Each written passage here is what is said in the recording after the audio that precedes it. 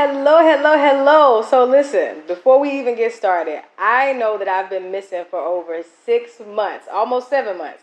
And y'all have been like, where in the world is Precious? What is she doing? Where's she been? Y'all been missing me? Listen, I've been missing y'all too.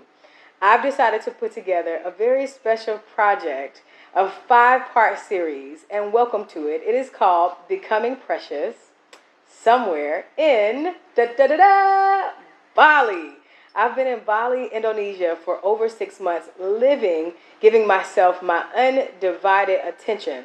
And I've put this 5-part series together so that I can share with you my journey. It's special to me, and because I love y'all and I love the support and the attention that you've given my journey over these several years, I wanted to put something special together that included things that I've learned, mistakes, expansion, my personal life, motherhood, relationship, love, friendships, traveling, food, all the things. So buckle your seatbelt because we got a lot to unpack.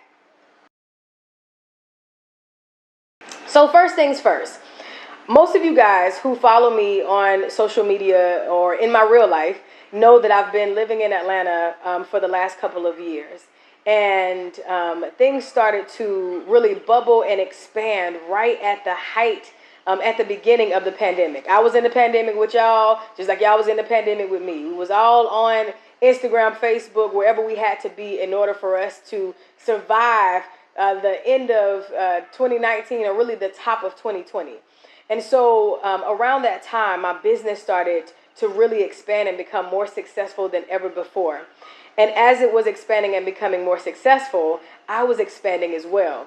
Who I was, what I wanted, how I saw my life, things that I desired, who I saw myself being, whether it be a mother, a lover, a friend, sister, whatever it was, I recognized that it was time for me to go to my own next level. So around the end of 2020, I started making decisions for my business and not just my business brand, but my personal life in the way of what I wanted to experience. A part of that was shaping my business to allow for more freedom. And so I started to customize what I wanted to experience and how I wanted to experience my day-to-day. I started to shift in ways of events and the way that I was using energy before in terms of performing at other events and being a part of other amazing projects. I had to start to scale down because I recognized I needed to give myself, my business, and my goals my undivided attention. In terms of expanding my life, I recognized that I needed to say no to some things that were absolutely amazing just so that I could say yes to some things that were going to be supercalifragilisticexpialidocious. And so what I had to do was I had to decide between disappointing people, friends, family, business partners in order to say yes to me. So if you got your pen and pad, I want you to write that down. That's the first lesson I want you to recognize, is that sometimes when it's time for you to expand, take risk, and do the things that are best and necessary for you, it will include disappointing people. And if you ever have to choose between disappointing somebody and doing what's best for yourself, you better disappoint every single time.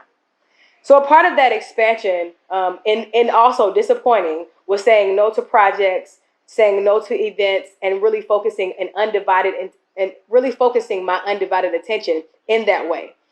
I put everything in the storage by the 11 to 13. I think I got about 2 of those and packed up and prepared to live in LA for 2 years. One of the things that you got to recognize is that even when you're making decisions for yourself that are good, that are exciting, that you're ready for, you got to recognize that it won't always feel like butterflies, roses, and glitter. In addition to disappointing people, you'll also grieve what used to be, grieve how you wanted things to be. During this time, Brittany didn't want to go with me. She didn't want to move to LA. She wanted her independence. And I was in a weird space of recognizing she needed and wanted her independence and also not being ready for her to have full agency or even 75% agency over her own life in that way. But after really coming to terms with who she was and what she needed at this time, I recognize, second lesson if you're a parent or you're becoming a parent, that even though she came through me, and even though I was her mother, I wasn't her God. I was her guide. And as a guide, my job was to hold her, but not too tight, to allow, but not go crazy, right? And so, in allowing her to make decisions and have agency at 17 about where she wanted to be and what she wanted to do, that meant also coming to a compromise about where she wanted to live. And she wanted to stay in Atlanta with my mother because grandparents let you do whatever you want to do. And listen, if you're a grandparent, you already know y'all don't be following the rules. And so Brittany has been not following the rules with her grandma for years. And I recognized that, but I also knew what I taught her. And so I made a tough decision to let her stay in Atlanta while I traveled to LA. I remember the night before I prepared to travel. It was hard. It was sad. I packed up my apartment and got in a hotel for the night. And I cried myself to sleep that night. And the next day, preparing to go to the airport, I had to get the car shipped and prepare for it to be shipped to LA because I was moving everything. But I also needed to take my time and take deep breath. I was leaving what I considered home and what I had made and created as home. I was leaving my kid, my one and only daughter behind, and I was forging new territory. By the time I got to the airport, I was full of tears. I wore my glasses, but the glasses didn't help because I had tears coming through the glasses. I'm talking about fighting through to be seen and to be heard. I was grieving who I was as a mother, making sure that I did the right thing, feeling uncertain, feeling like I wanted to change my mind and turn around, but I had gone too far. I was walking through the airport, and as I walked, for every step I took, I probably dropped 10 tears at the same time. I boarded my flight, and I headed to LA. As a little girl, I've always wanted to go to LA and be a part of Hollywood, I guess, in some way. Fast forward to today's time, it wasn't necessarily about Hollywood as much as it was about expanding and allowing for new opportunity and a new energy. I'd lived in California about 10 years prior and had always said, when I go back, I'm going to live in the heart of LA. I want to live in the city, not in the outskirts. And so that was a part of this LA move was a part of a dream realized. I remember my first 4 days in LA. I grieved every single day. I had a beautiful Airbnb, and I was making my way around the city through Uber, walking the neighborhood, lived in Crenshaw. It was gentrified, I gotta admit, but it still was, the heart of LA, still seeing beautiful black people from a whole nother perspective coming from Atlanta, where it's blackity, black, black, black, and I absolutely love it. LA gave me a different experience of blackness, and I absolutely adored it. And so days 1 through 4 was really about me allowing myself to be in a new space without my daughter, allowing myself to experience this new energy. There's a different vibration. In those 4 days, I tossed and turned about what I was going to do, where I was going to stay. The Airbnb was nice, but that was a temporary experience. But really trying to figure out if I was going to get an apartment or buy a house, if I was going to stay in, Crenshaw, closer to Lamert, or if I was going to be, over here, over there. It was just a hard decision to make, and more so because I was still getting comfortable with the fact that I had made this across the country decision. During those 4 days, I remember feeling like, is this it? Is this where I'm going to be? Is this what this is going to be? And am I feeling good about where I'm at? And by day 4, I remember getting this download, and the download was very clear that Bali was now.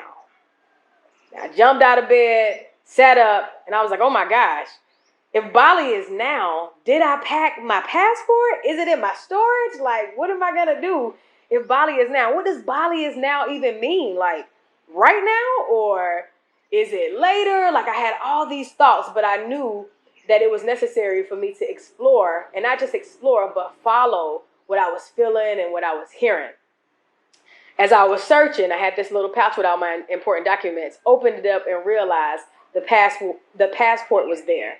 So that's when I recognized that definitely Bali was now and next, and I needed to allow for how this was going to look. I talked to some clients and friends and really kind of bounced ideas off of what the business could look like, because I recognized also that the time difference, there's a 12-hour, sometimes 13-hour time difference from the East Coast and Bali, Indonesia. And I knew I didn't want to go there and have to juggle that right away. This whole entire journey was about giving myself my undivided attention. And it meant, of course, here I was again, having to have tough conversations, detach from my current reality to create a new one, and also possibly disappoint some people, i.e. my clients. And so after meditating, getting clear, talking to some people that I trust, I recognized that it was time to make the decision. It was time to move forward. Now listen, y'all, that wasn't easy. It was exciting, but it was also super scary because I'd never been that far away from the United States.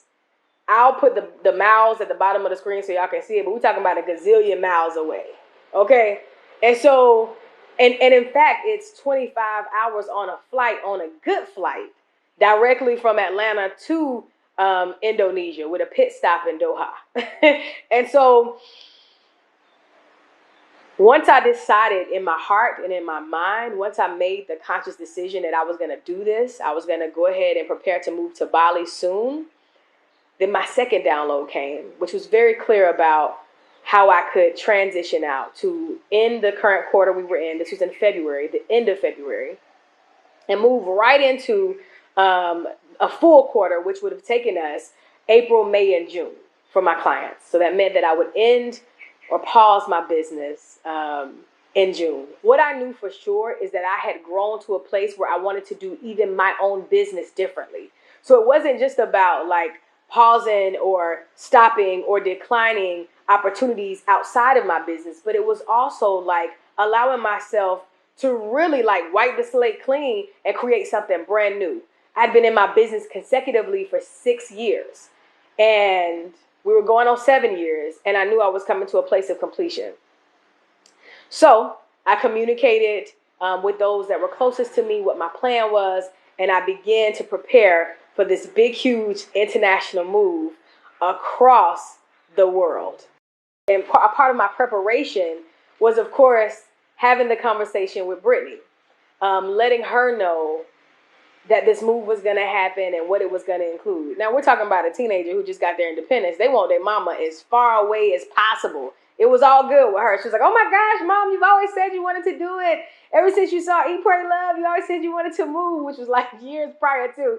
And I was like, yeah, I know the time is now. My mom, not so much on the same page. She was like, I don't know. It's so far away. But I knew it was time, and I knew it was necessary for me to expand in this way. When you think about motherhood and who you are and who you want to be, I grew up being on my own since I was 14 years old. And when I thought about leaving and moving clear across the world, my own abandonment issues showed up. I was triggered because one of the things that I didn't want to have Brittany ever say is that I abandoned her, that I left her. She had changed so much in the 2 months, and I wanted to make sure that I imparted any last, this is how you do it, and this is how it needs to be done type lessons onto her. I remember when she arrived at the airport, she looked so different. She wasn't the little girl that I had left. She wasn't the little girl that I raised either. She had tattoos. She had piercings. Her hair was different. Her skin was different. Everything looked so different. I remember feeling angry, but happy to see her, but like pissed that she had changed so much so fast. So fast. Everything was moving so fast. It's like when you have a newborn and they change every single day. It's like you gotta hold on to the time that you have with them. That's how I felt with Brittany. I just felt like, man, you're changing so much. I want you to slow down. I wanted to preserve it, but time doesn't wait for any of us. No matter what's going on, no matter who you are, no matter what you did, no matter what you taught, it doesn't matter. So seeing her in this new body, in this new energy, was a lot for me to take in. But I took deep breaths. when I saw her, we gave a big hug and we decided to have the best vacation ever. I wanted to make sure that I prepared her for any and everything that I could possibly think of. I wanted her to know that whatever you decided to do, whether it be having sex, which I wasn't ready for her to do, but if she decided to be ready, I wanted her to be prepared and how to protect herself, how to gain agency and keep agency over her body. What no means when she decides to say no, what yes means when she decides to say yes, and how to show up for herself in that way. If she was going to experiment with drugs, whether it be weed or alcohol, I wanted to make sure that she understood how to do so in a way that kept her safe, whether it be making sure that you got your own when you go to a party or to an event versus taking somebody else's. These were tough conversations because I didn't want to have to prepare her for something that I didn't want her to do. But I also was very, very realistic that I was 17 before. And regardless to what my parents didn't want me to do, or regardless to what people thought was best for me, I was going to do what I wanted to do. And I wanted to be the person to prepare her. And so we had those conversations. And let me tell y'all something. I heard some stuff that I didn't want to hear. I heard some stuff I wasn't ready for. But I was so grateful and so blessed that she decided to be honest with me about where she was, what she had experienced, what she had tried, people who tried her, and things that just showed up for her in her experiment and quest to become her own independent person. We had a lot of fun. We traveled to all these different cities and ate these foods and took a drive up the coast of California to experience San Diego and just really like give her a full experience full of love and understanding. The birds don't care that we filming, okay? Give her an experience of love, less judgment, less criticism. Because the truth of the matter is that's what she was accustomed to. I was a very critical, perfectionist type mom. And I recognized at this age that I realized really at this age that it was less about criticizing her and judging her and more about being her partner in success.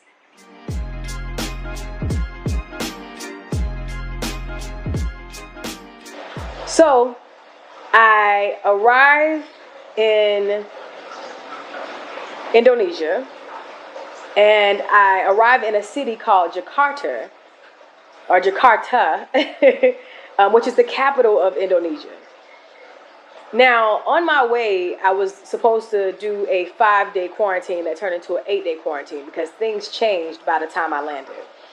And so when you're in quarantine, especially in an international country, the rules are different. A part of it was getting tested when I went in and then having to stay in my room the entire duration of the 8 days. My room didn't have a balcony, so I couldn't take a breath of fresh air. And even if I did, the air quality was so different in Jakarta. You think about a place like New York, where there's a lot of traffic and a lot of buildings. It's real stuffy. It wasn't the lush green scenery that I was expecting to see when I arrived in Bali. But keep in mind, I'm in the capital of Indonesia, which is Jakarta. So I prepare myself. I'm in the room. My sleep schedule is off because there's a 12-hour difference as well. And so I'm up and I'm sleeping. I'm up and I'm sleeping. And I'm talking to my mom and Brittany just about every single day. And one of those days, day 4, going into day 5 for me, I get a phone call from my mom, and she's like, hey, listen, some things are going on with Brittany, and I think we need to talk. Immediately, my heart starts pumping fast, and my mind is racing. I can't imagine what's going on because we just spent all this time before I left. We had all these honest conversations. If there was something going on, she would have told me. That's all I kept thinking. And so we talked, me and my mom, and then we got with Brittany and we talked. And she insisted that everything was okay and nothing was wrong and it's all good. But if you've been 17, you know that you try to figure some shit out on your own that you should have asked for help for. And that was kind of what we were experiencing. I went to bed that night and I woke up the next day. And I woke up to a text message from my 17-year-old independent young lady informing me that she was 9 weeks pregnant.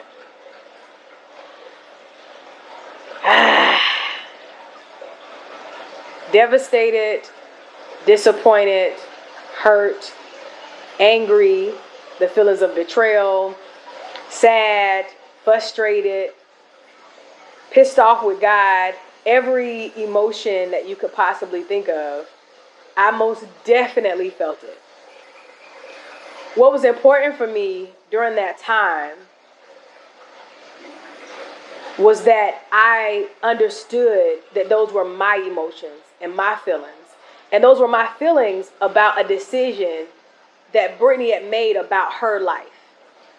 And I was conscious that I didn't want to project all of my shit onto her about a decision that she was making or had made about her life. Very important, very serious decision, one that we've talked about over and over again, one that I thought we were protected from via birth control and other means of making sure that you don't get pregnant. And for someone who had done the work, for someone who experienced teen pregnancy and teen abortion, I felt like in those moments, just sitting with the information, that I had let myself down. How could I let this happen? How could this be a part of her journey? What was all this work for?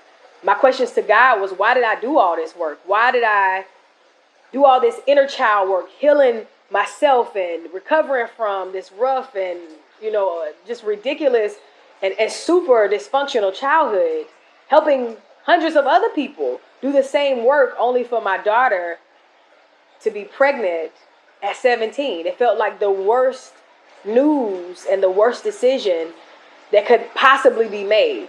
I felt blindsided and just taken back in every single way possible. In the middle of all those emotions, I knew it was best for me to deal with my shit and how I felt before I communicated it to her. So I didn't respond to her. I didn't respond to my mom, who also was calling and texting, because they both knew that I would be incredibly disappointed and let down for all the reasons. But I took time for myself. I gave myself my undivided attention. I allowed myself to sit in my emotions, to cry, to scream. Sometimes I felt like jumping out of the window that I could not open.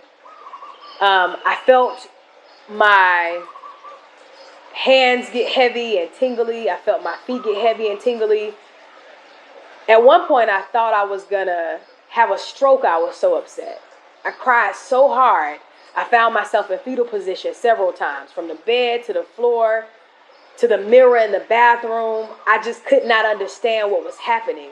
Here it was. I had flown clear across the country, out of the country, clear across the world. And she waited to tell me until I was thousands and thousands of miles away. Which, side note, was the absolute best thing to do, because based on how I was feeling, I would have burned the motherfucking city down. So it was a blessing. It was divine that I was so far away and was able to deal with myself and my emotions before ever communicating them to her. I waited until the next day, and I sent her a text message.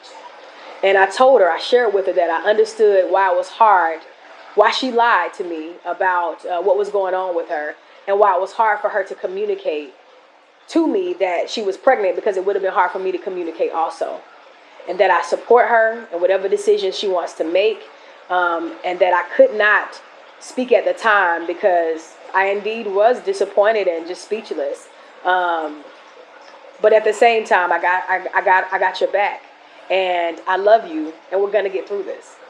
And so that began a whole new journey for me. Keep in mind, this was only day 5 of my quarantine.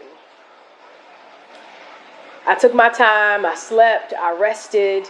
I still had 3 more days, and I still was adjusting to this time difference. By day 6, I was in a better place in terms of the time change, but in a worse place in terms of my emotions.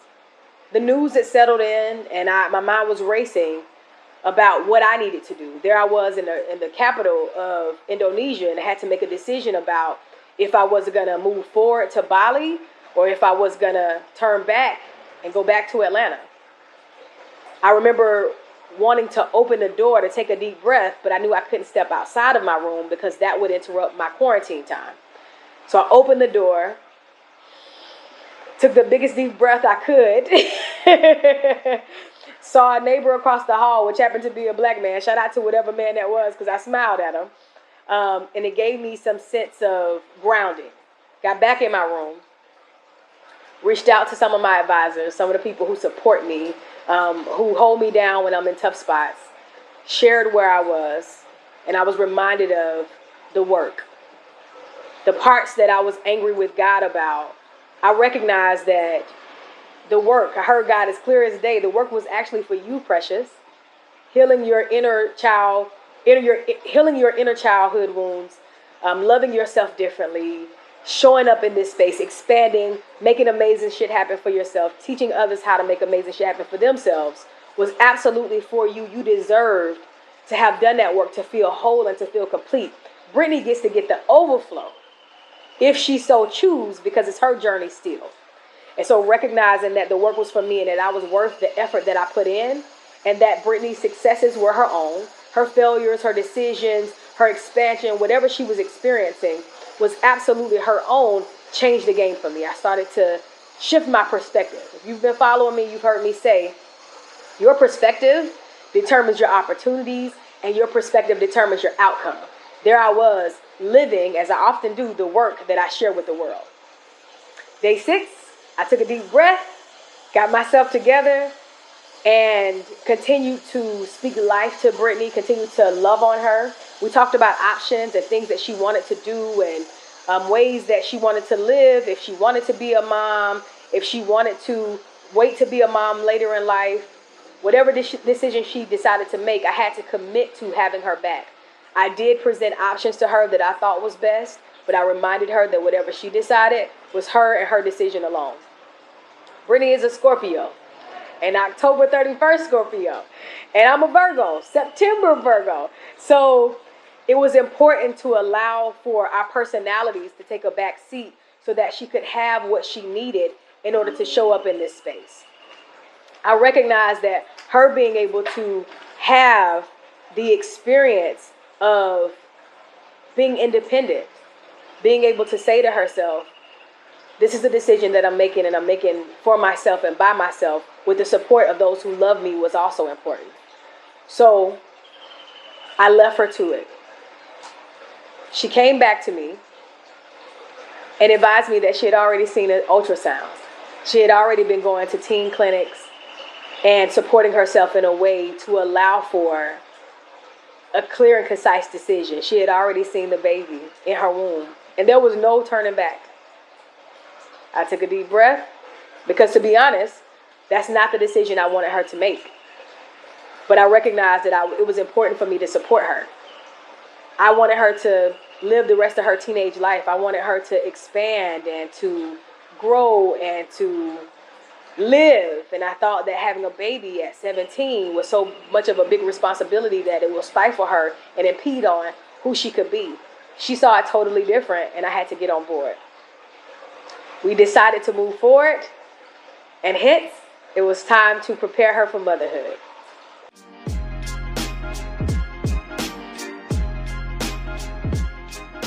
So, being so far away really helped me to recognize and come to terms with the fact that my role and responsibility had changed in Brittany's life. I went from being her manager and the person telling her every move she needed to make, every step, giving her permission, to now becoming an advisor, the person she comes to when she wants advice, and being clear that it was important for me to allow her or make her make decisions independent of me, especially now that she was moving into adulthood and motherhood sooner than I expected. Truth of the matter is, I could have waited like 10 more years before we ever even had this conversation, because honey, grandma not over here. But it was a really special time to allow, own, and align with where she was versus where I wanted her to be. There are a lot of parts of my journey with Brittany in motherhood where I had to step into reality and step into the current reality of where things were versus where I wanted them to be. And so being in that space And understanding that meant that me being so far away was actually better for her and for her journey of motherhood and pregnancy versus being so up close and personal. If you know any Virgos, you know we can be a bit, you know what I'm saying, in the mix and that, like that.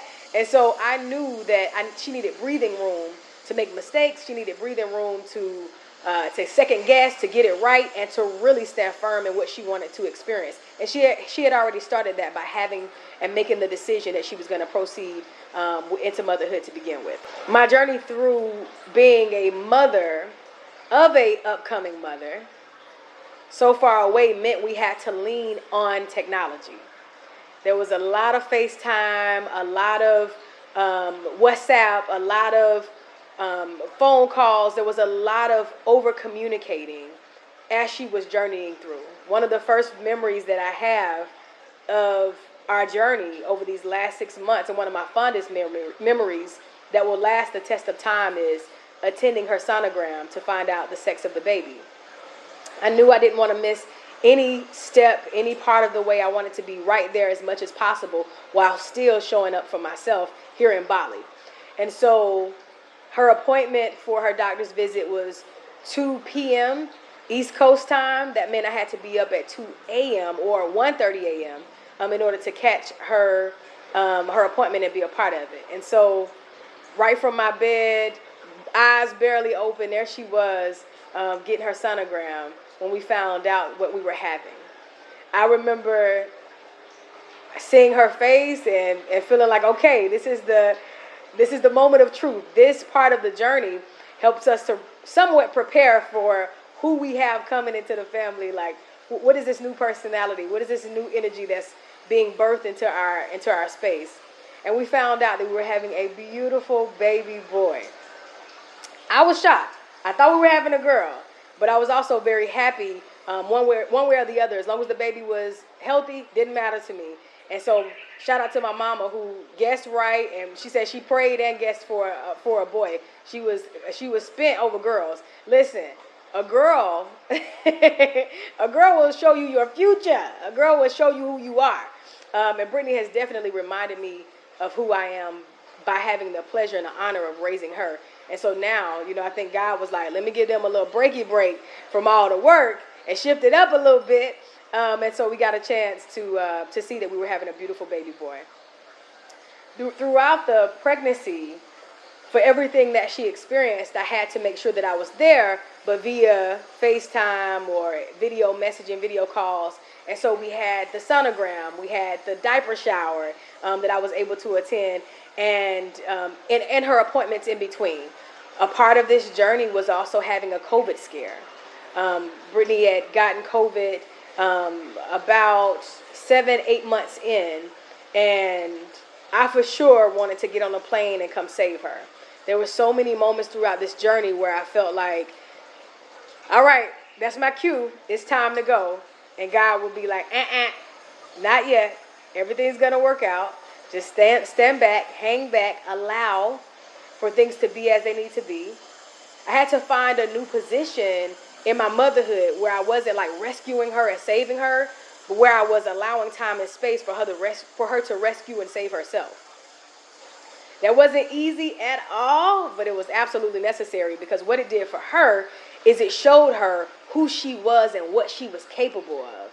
And I'd much rather have her have that experience and learn that lesson versus that she has to always depend on someone else to show up for her.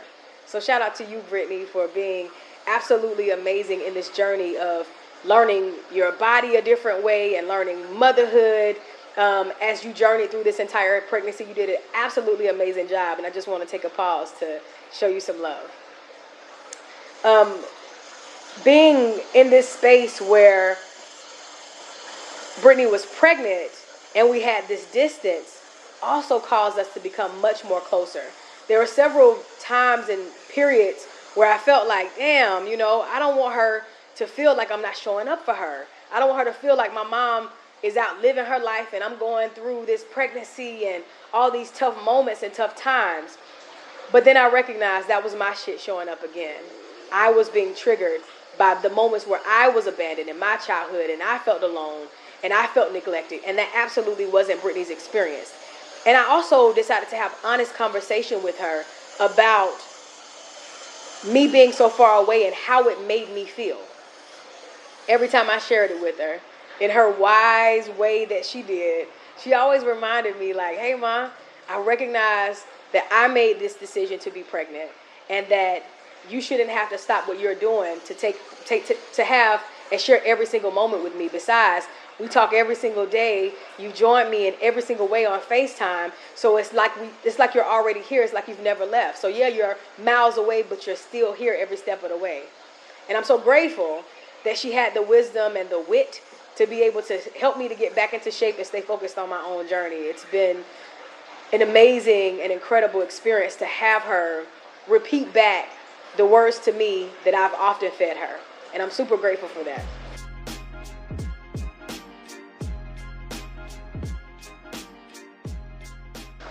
What I learned along the way is that just because things aren't how I want them to be doesn't mean that they're not at best what they should be. And I don't know that we would have gotten the opportunity had the recipe been even slightly different from what we were experiencing. I realized that through her sharing with me about her relationships and her friendships, and she had questions about postpartum and how to prepare for the baby and what the baby might need. And she's heard me tell her birth story so many times. And then she had gotten a doula certification when she was 15 going on 16 and helped deliver a baby on her own. She was really prepared to meet this moment. And her decision to meet this moment was even more of a preparation. Building our friendship via honest conversation has been one of my favorite highlights of our journey and her journey through motherhood, and me as her guide. I think that as a guide, being able to advise and give my opinion, but I'll also give her the freedom, has been super helpful along the way. But the way that our relationship has evolved has made all the difference, you know, in how it's made all the difference in her own experience as a upcoming mom.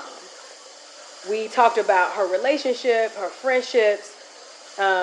We talked about plans that she wanted to make, things that she wanted to do, the kind of mother that she wanted to be. We set intentions.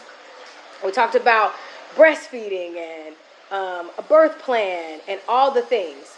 And so it gave an opportunity for us to become friends in a way that we hadn't experienced yet.